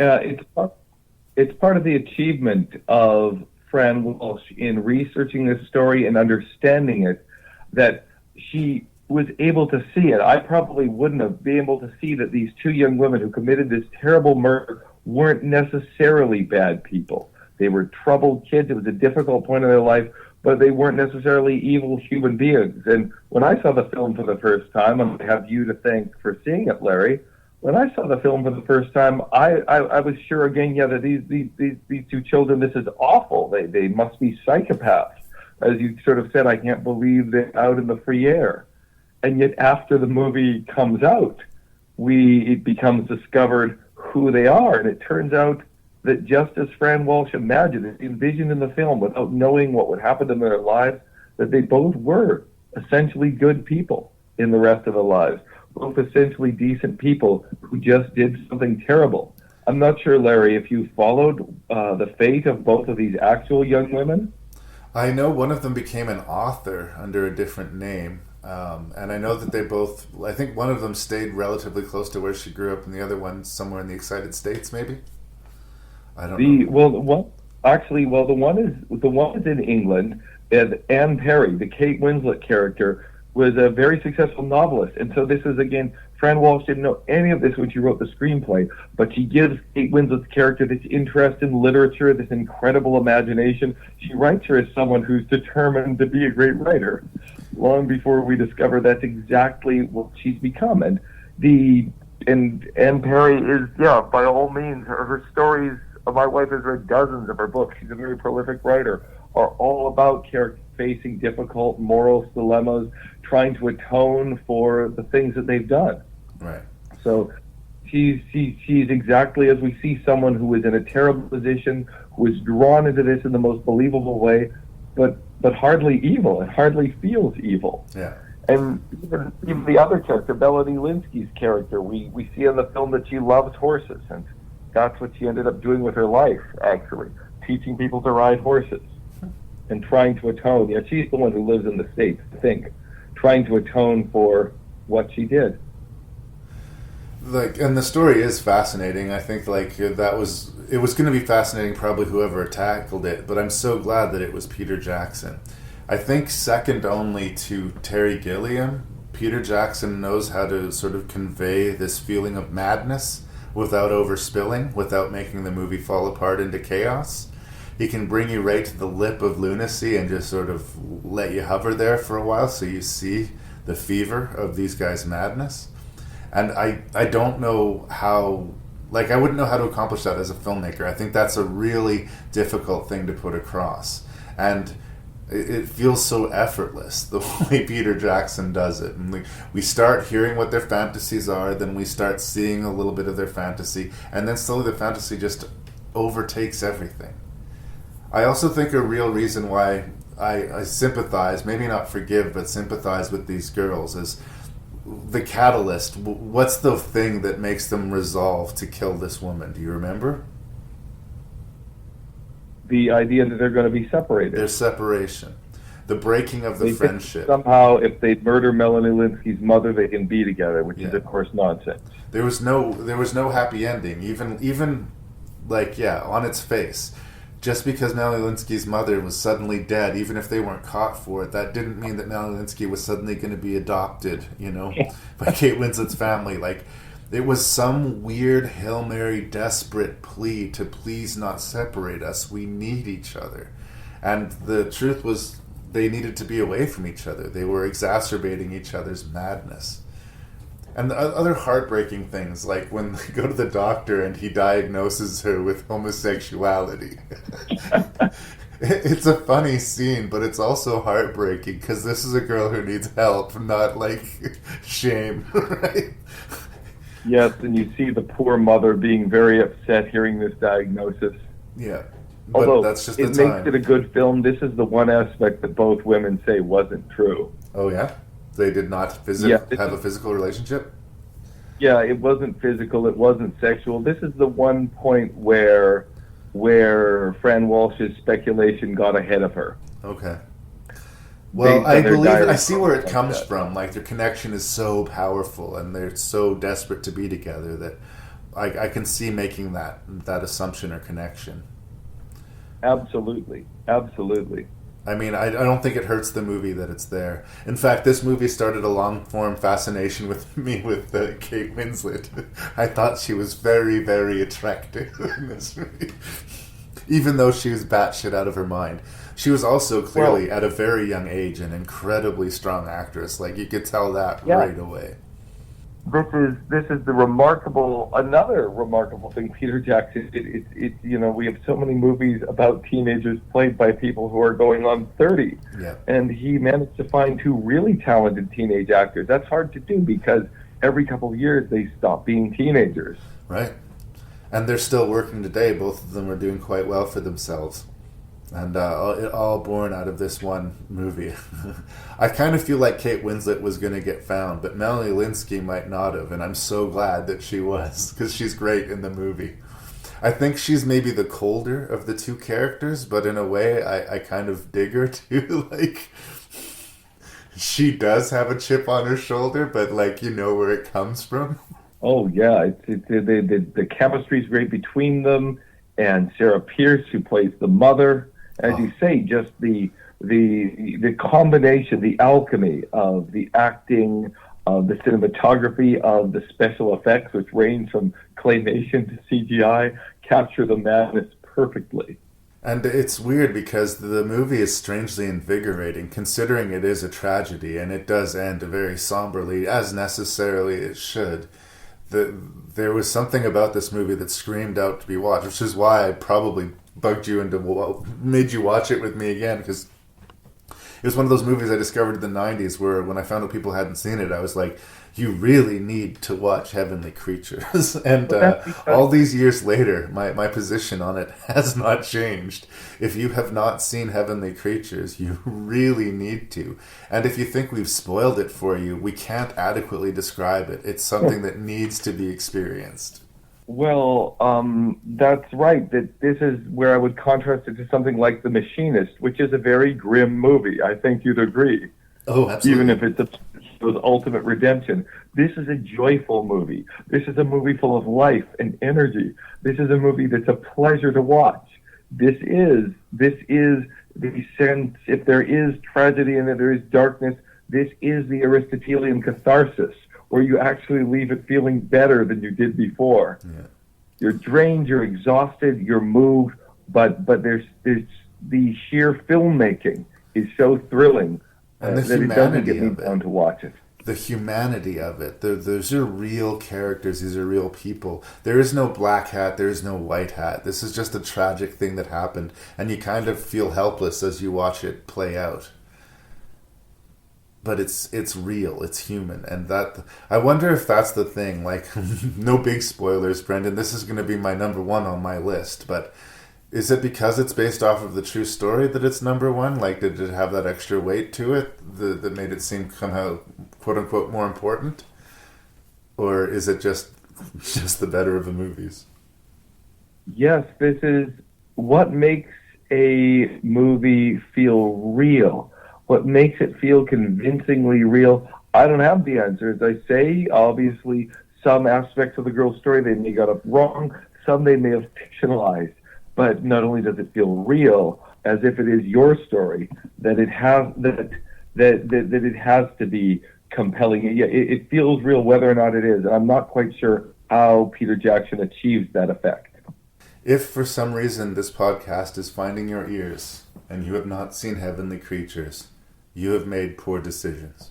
There's always time to mend, Larry. There's always time to make amends. Is there anything else you want to say, brother? Into the fold. Is there anything else you wanted to say about Heavenly Creatures, brother? There's far too much, Larry. Let's just leave it here. It's good. Let's say that.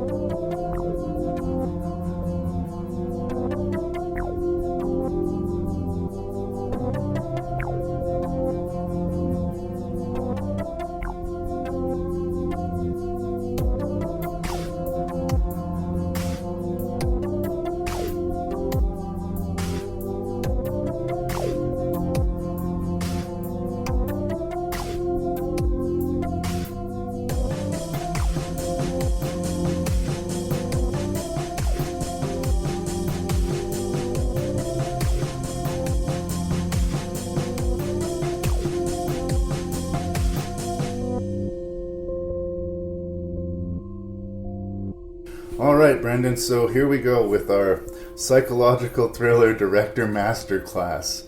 I am curious to hear, what was your least favorite of these 6 films and why? My least favorite was The Game, because I didn't care about Michael Douglas, and I knew that he wasn't in any real danger, or at least according to the logic of this ridiculous film, he wasn't in any real danger the whole time. All right. More need to be said? I think not. Next, I would rank The Machinist. I admire it, I respect it, but I really, really find it a slog to watch it every time. It gives me no joy. All right. Next on the list, so 4th out of 6, I would say Trance. In fact, I almost feel bad about putting it this low because maybe this deserves more comment, Larry. We talked about how ridiculous this movie was, how silly it was, how it's impossible even to explain the batshit plot. But the truth is, it was a lot of fun. The sort of movie that I'd actually enthusiastically recommend to someone under the right circumstances. If they just wanted to watch something stupid and laugh about how stupid it is, it rates pretty high. So in terms of sheer entertainment value, it should probably be 3rd on the list rather than 4th where I have it. Alas, here it sits. Yes, that's right, because even though it isn't nearly as entertaining as Trance, I will give Christopher Nolan's Insomnia 3rd place. It would feel uncharitable not to recognize the fact that so many people showed up to work and tried to produce a quality film, even if it is fairly stale, fairly bland. And so that gives us 2nd place. I would rank A Simple Plan. It's as we think we agree. It has a film surprisingly uneven in that it has apparently a lot going for it because somehow it can make us forget the ridiculous screenplay. Which leaves, of course, for my number 1 choice, as we would both agree clearly, Heavenly Creatures.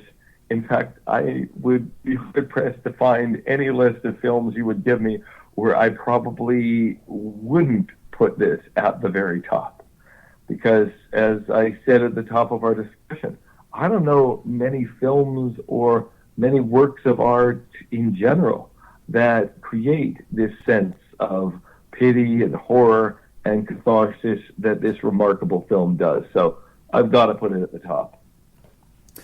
Well, we definitely agree on that. I mean, that's definitely a case where there's nobody who in that movie who is evil, whereas in some of the other films it seems like all of the characters were evil, you know? Yeah. Not so in Heavenly Creatures. Well, it's interesting, brother. We only agree in one place, and I think you know where that one place is going to be.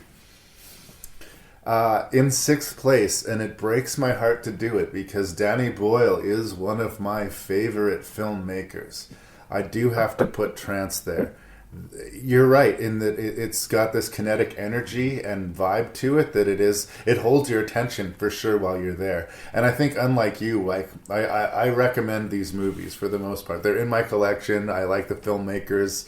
They're positive reviews. So I'm not completely dismissing them the way you did some of them. But in the end of the day, this is just a trashy noir thriller that's, as much as he's trying to disguise it with style, it is just another trashy thriller, you know? So I expect more from Danny Boyle. I hold him to a higher bar, and I, with no joy, put his Trance in 6th place.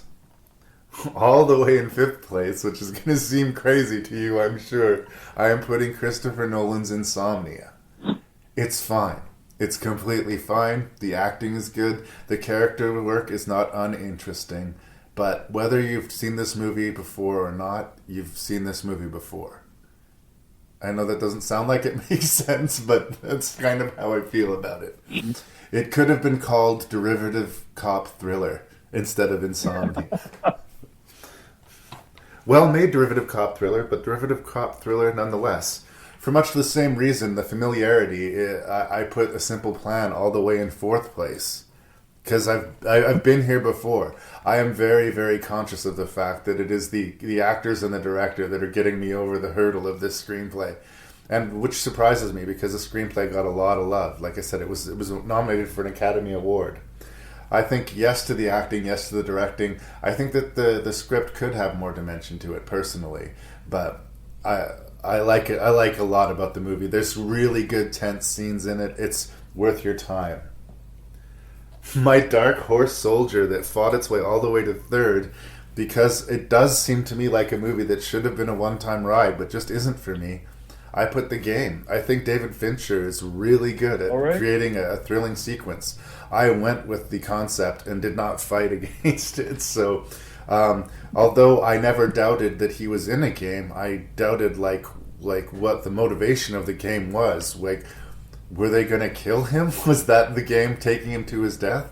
Were they going to blackmail him? What was the end game of the game? Yes, I never thought that it was anything but a game, but I was always on my toes as to what the real manipulation would be.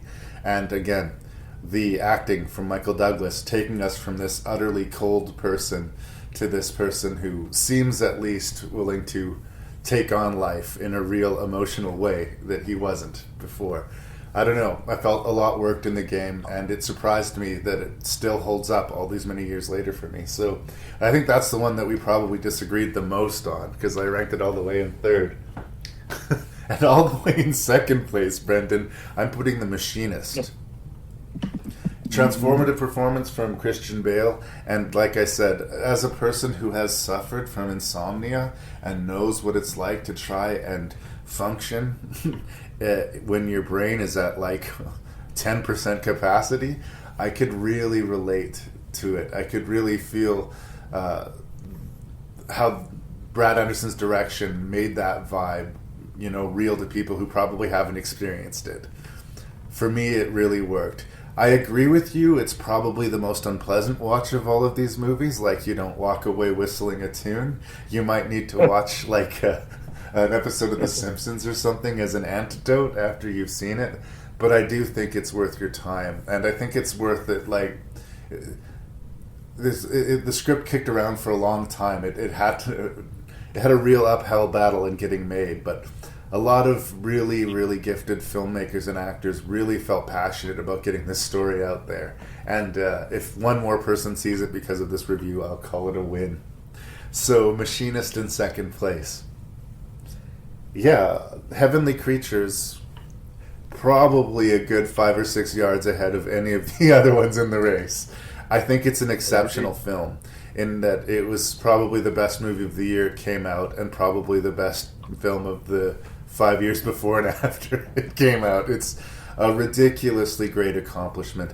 Anything that Peter Jackson does, good, bad, or whatever, from henceforth, I think he will always have Heavenly Creatures, and I think he'll always have the Lord of the Rings trilogy to sort of say that Peter Jackson's the real deal. He is a filmmaker, and he's worth the hype. So yes, Heavenly Creatures in number one. Brilliant performance, brilliant execution, heartbreaking story. If you haven't seen it, watch it now. And of all of the movies on the list, that's the one I feel most passionately about it. I think the other ones you'll know from our description whether it will interest you or not, but Heavenly Creatures is a lock as far as I'm concerned. I think that if you walk away from Heavenly Creatures seeing nothing of value, you're probably just not that into film. Yeah, we'll certainly respect anyone less. I think we agree on that, Larry. But we disagree on all the others. But we're not fighting. We're still friends, right? Yes, but Heavenly Creatures is different. Well, if your heart is no place for Heavenly Creatures, you have no heart. That's right. If it doesn't break your heart, there's something deeply missing with you. Thank you so much for doing another episode of Rank and Review with me, Brendan. I know we had a lot of technical difficulties to fight through this episode, but I appreciate you staying the course. Oh, I appreciate you inviting me back to do this. I enjoy to hear the podcast, and I really enjoy being part of it.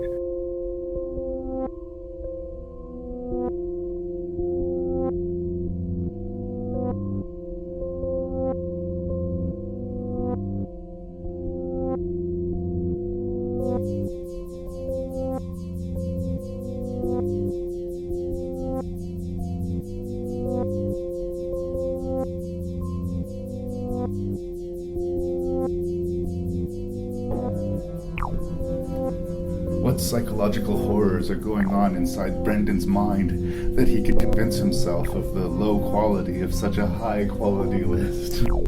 Oh well, if we agreed on everything, it would be boring. I thought this was a really strong list of movies.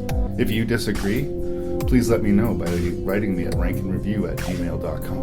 That's ranknreview@gmail.com. The website is ranknreview.ca. And please tell that other movie fan in your life about the podcast. As always, I'm your host and random Canadian Larry Parsons, and thank you so much for listening. I drop every other Wednesday.